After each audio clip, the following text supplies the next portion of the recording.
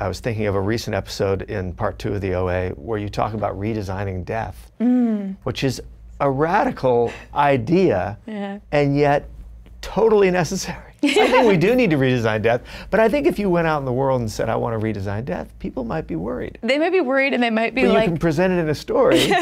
Then you get away with it. You get away with it. Isn't that weird? I'm so glad you brought up that scene. It's one of my favorite scenes that Zal and I wrote, and I think it's because it felt like this moment where you could sneak in a bunch of ideas about, like, wait, why do we go about dying the way we do in our culture? Why? Right. I was at a funeral recently, and I found it so distancing. It almost felt like it was like a performance that was happening, and I didn't feel I could actually connect with the person I was losing. And I just kept thinking to myself, there's got to be some other way to go about death and conversations about death and preparing for death, and not have it be this dark or gloomy thing, but have it be something that exists more, that makes you feel how incredible life is as an opportunity, you know, by living with a conscious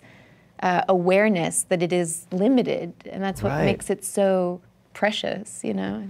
Forget life hacks. Yeah. You want death hacks. I want death hacks. That's your next show, death hacks. I want to at least ask the question and see, as you're saying, if it provokes a conversation. Like, I think so much of what we do is our underlying motivation is a fear of death. I think that's actually one of the lines in the scene. Yes, it is. She's like, that's right. We mate, we create, procreate. You know, so it makes me just think, like, well, what would our culture be like if we could sit with that a little better? What if we felt a little more comfortable with? It's so true how, when you get down to it, how much we talk around the subject while being completely motivated by the subject. Yeah, and then I think in the current pursuit of, like, technology, so much of it is driven towards the idea of a kind of the holy grail of immortality. You know, could we upload our consciousness to some kind of cube? You know, could we, you know, freeze the body and then plug it back in? Is there a way for a human being to exist on a mainframe? Or even documenting our life, the proliferation of how many photographs everyone takes a day. And what is that, a desire to be immortal, or a desire to say, I'm here and I'm alive and I'm holding it all. It isn't just like slipping through my fingers. It's not a passing thing. It's like, but it's not meaning. No. It's like trying to hold on to it. Yeah, and I think that there's something funny about that, and maybe it's hilarious. Death is hilarious. We laugh at death here on this show.